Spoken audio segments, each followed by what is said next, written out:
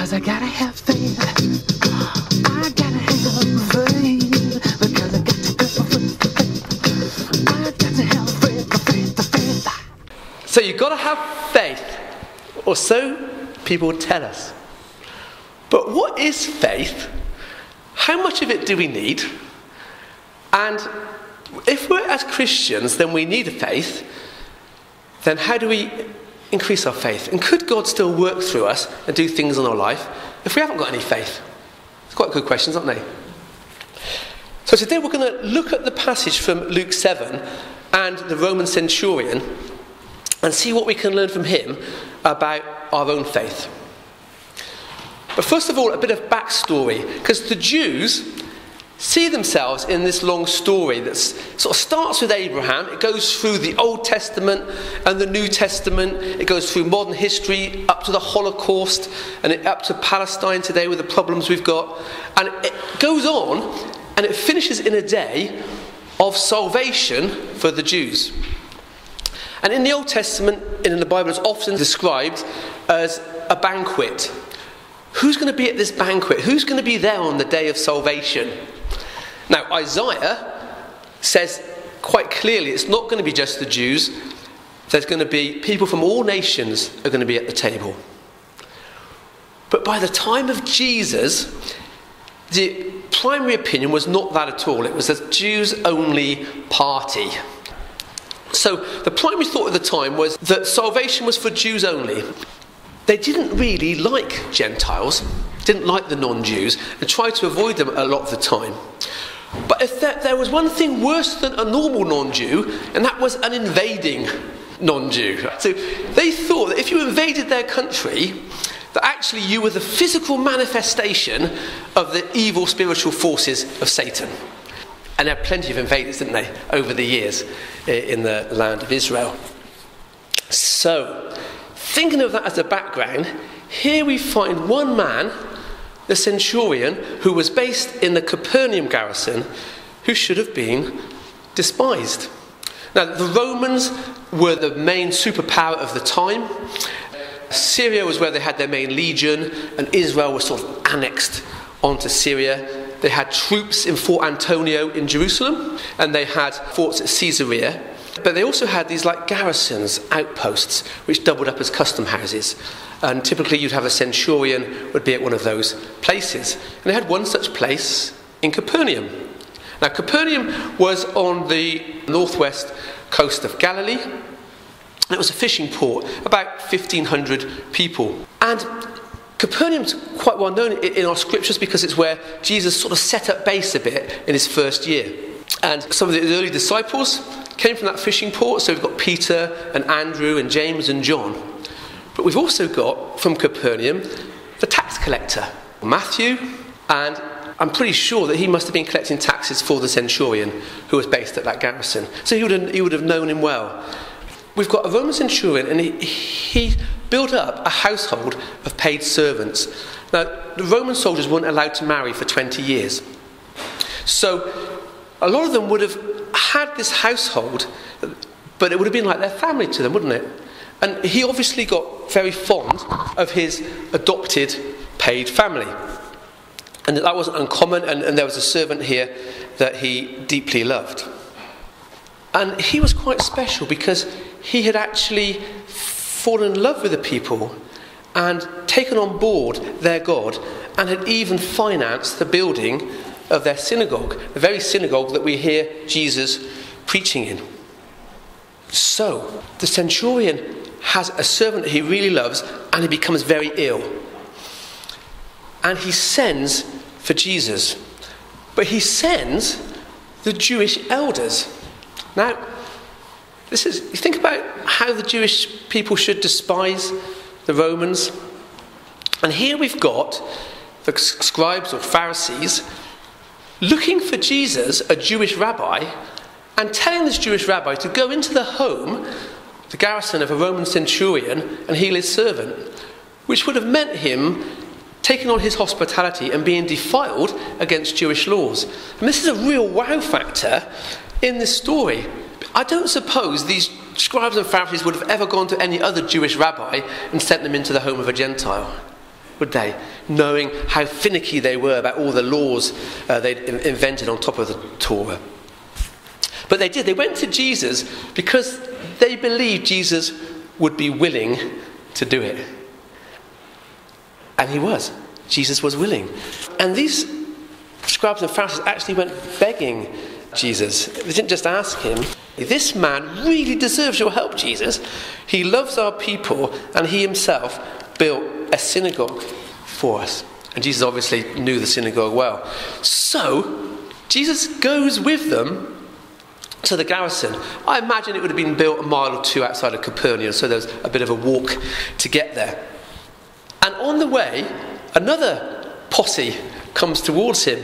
The centurion had sent some friends to meet the party, and he comes out with these words. Now, whenever we look at Jesus through the pages of the gospel, almost on every page, he is amazing or shocking people. But on this occasion, it's Jesus that gets amazed and shocked. So Jesus went with them. He was not far from the house when the officer sent friends to tell him, "Sir, don't trouble yourself. I do not deserve to have you come into my house." So this is the chief authority in the area. A Roman centurion is saying he doesn't feel worthy to have Jesus into his home. He says, "Neither do I consider myself worthy to come to you in person. You give the order, and my servant will get well." Wow. "I too am a man placed under the authority of superior officers, and I have soldiers under me. I order this one, go, and he goes. Come, and he comes. I say to my slave, do that, and he does it." So this centurion has said to Jesus, "I understand authority. Because I'm a man of authority. I understand it well. And I know sickness comes under your authority." Not the person with sickness, but sickness itself comes under the authority of you, Jesus, because I can see that you have the power of God flowing through you. So what happens? Jesus says the word, doesn't he? And the man is healed. It was quite a moment, really. What Jesus was doing, healing from a distance, was unparalleled. No other rabbi or no one else in the Old Testament had done this. It was something just that Jesus did. I want to ask today, where did that centurion get his faith from? Because Jesus has said to his disciples and to the Jewish leaders, "I haven't met anybody with faith as great as this man." Where did he get his faith from? It says that he funded the synagogue. Now, on a centurion wage, he would have had enough to look after a family. He was much better paid than a normal foot soldier.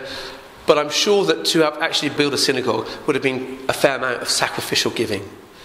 We also know that, of course, Romans had many gods, and they would have had their own family shrines. So to take on board Yahweh, the one God, he would have probably had to give up his other Roman gods. So he gave up something, didn't he? He sort of consecrated or gave up part of his life to God. And I think that's a really good foundation for faith. In Matthew's account of this story, it comes immediately after the Sermon on the Mount. My guess is that a lot of people from Capernaum in the area would have been there at the Sermon on the Mount. And if the centurion wasn't there himself, then his household would have been full of the teachings of Jesus. And no doubt he would have been in the synagogue himself that he helped fund, and his servants would have been. So the teachings of Jesus would have been something that would have been in his mind, and he would have been thinking them through. The third thing is that, taking on board what Jesus had been saying, he understood the authority. He understood where Jesus' authority came from. So that helped him with his faith too. But there's another very important part, I think, of his faith in asking for this healing. And that was the miracles of Jesus that were happening in and around his community. In the synagogue itself, we see Jesus healing a man who's possessed with a demon, who's shouting out. He takes authority over the demon, and the demon throws the man to the floor, and he's healed. Jesus leaves the synagogue, and he goes to the home of Peter's mother-in-law, and she's sick with a fever, and he goes up to the mother-in-law, and he speaks to the fever and tells the fever to leave, and she's immediately well. There's other miracles. This is early in Jesus' ministry, but Capernaum had its fair share of miracles. And another great one was where a paralytic man was lowered through the roof, lowered through at the feet of Jesus. And Jesus again takes authority, forgives the man. He says, I have the authority to forgive you. And then he says to the man, get up, take up your mat and walk. And the people watching him would have seen his muscles in his body, where it was all withered away, grow in strength again and form in front of their eyes. And the man got up and danced out of the house. Now, that happening in a small town, you can imagine everyone's talking about it, aren't they? Everyone's talking about these miracles. We see great miracles that Jesus is doing. These are all close-up stuff. But there's one that's recorded in John where he's in Cana, and one of the officials from Capernaum travel up to him and say, my son is on the point of death. Will you come back to Capernaum and heal him? And Jesus might be thinking here, that's nearly 25 miles back to Capernaum. If you believe, I'll say the word and your son will be healed. And he says the word and he heals his son from a distance. So it's a prophetic healing, perhaps the first of the kind. And I should imagine that the centurion would have been very familiar with any other officials in Capernaum, so he would have known well of this story. It would have been well talked about. So he's seen these miracles. He knows he can heal someone close to death, someone paralysed, and he knows he can heal from a distance. So he has all that faith, doesn't he? Because he believes in the authority of Jesus and he's seen him do it. So we can see how he built up his faith. My next question, though, is do we need faith like that to see God do miracles? Looking at some of the miracles he did, there was the lady that was bleeding a lot, and she touched his cloak, didn't she? And her faith healed her. So that's her faith.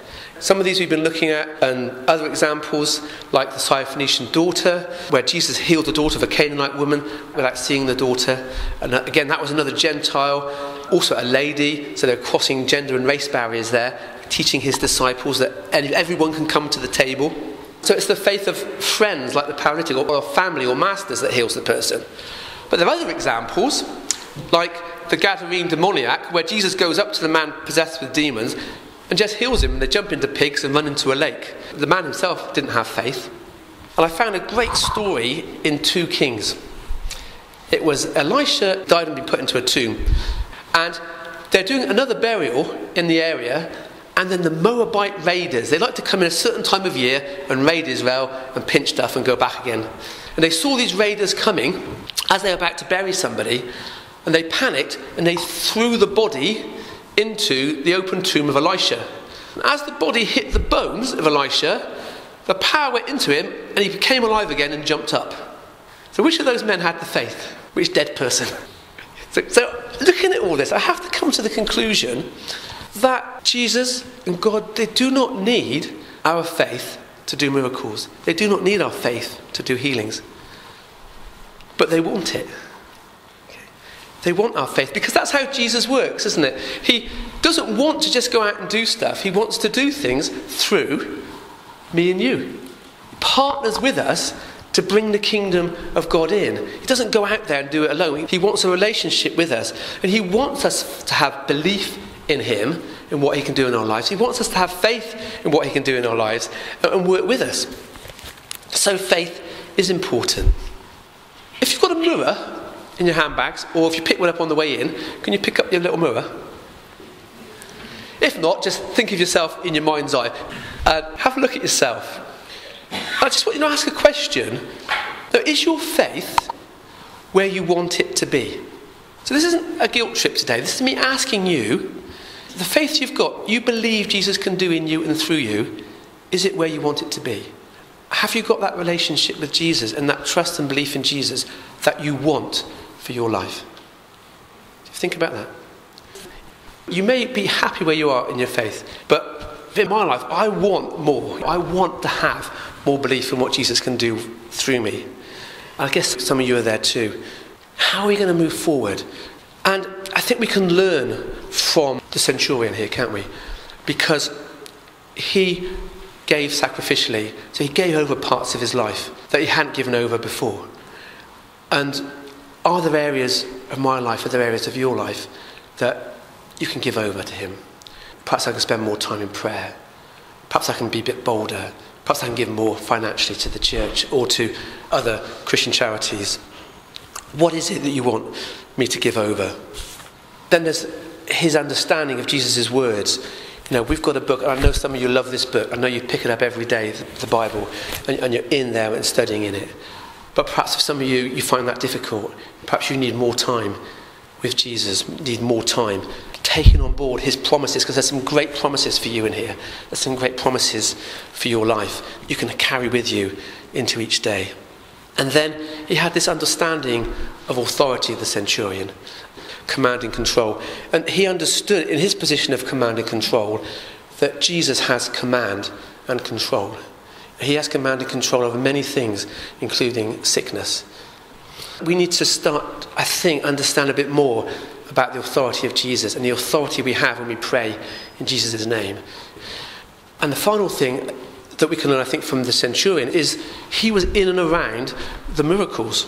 He was in and around seeing Jesus doing great things, wasn't he? Whether he saw them firsthand or whether he heard them from his adopted family, we don't know. But either way, it builds up your faith. So if someone goes off to, say, New Wine Festival here and comes back to you and says, I had a great day there, I saw someone healed of blindness. If you trust that person, don't think they're mad, that will increase your faith a little bit, won't it? If you'd gone with them and seen it yourself, your faith would have been increased a bit more, yeah? If you'd been in the meeting and they said, well, everybody split up into pairs and pray for the person next to you, especially if they need healing, and the person next to you had been blind and you'd prayed for that person and they'd been healed, then how much more would your faith have grown? See, when I was a teenager growing up in Cheddar, I used to knit my dad's ball worker, stand in front of the dressing room mirror and work hard building up my chest and muscles. And I had a slim tummy, and I had a big chest, and I had big biceps, and I was quite proud of my physique. 40 years on, I'm fat, I'm overweight, I'm going bald, and I've got high cholesterol. What happened? It's my own choice. I stopped exercising the muscles. And we've got a faith muscle, and we can exercise that, can't we, in different ways that we've looked at. And one of those ways is to go out and experience what God is doing elsewhere and then bring it back to your church. And over the last 2 years, I've been doing that, trying to get to places where miracles are happening. Now, I know that God is everywhere. We've got the presence of God with us today. But there are some thin places at certain times where things are really happening.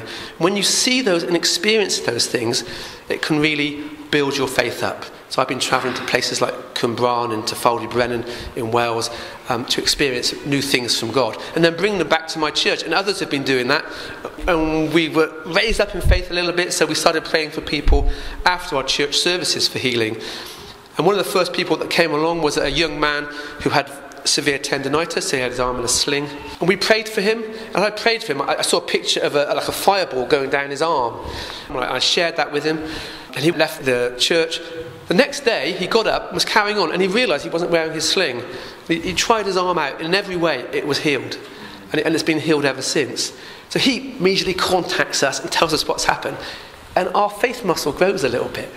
And I think, wow, we could do it again and try something else. And I admit that a lot of prayers haven't been answered. And it knocks you a little bit when that happens. It puts you down a little bit. But I'm still encouraged by what I've seen to go out and try it. If I look silly, okay, I might do. But I want to take that step of faith. We saw a clip of Indiana Jones, and he had a ravine in front of him. He had an instinct that if he stepped out, a path would appear. His map told him that, so his research told him that. His friends, you could hear saying, just believe, and yet he's on the edge of this ravine, thinking, will it really happen? So it takes some courage, even though your instinct in your history tells you it's going to be okay, to step out in faith.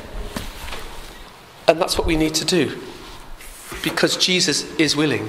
He was willing to go with the centurion, and he's willing to go with you on your personal walk, and he's willing to go with you on your corporate walk as a church.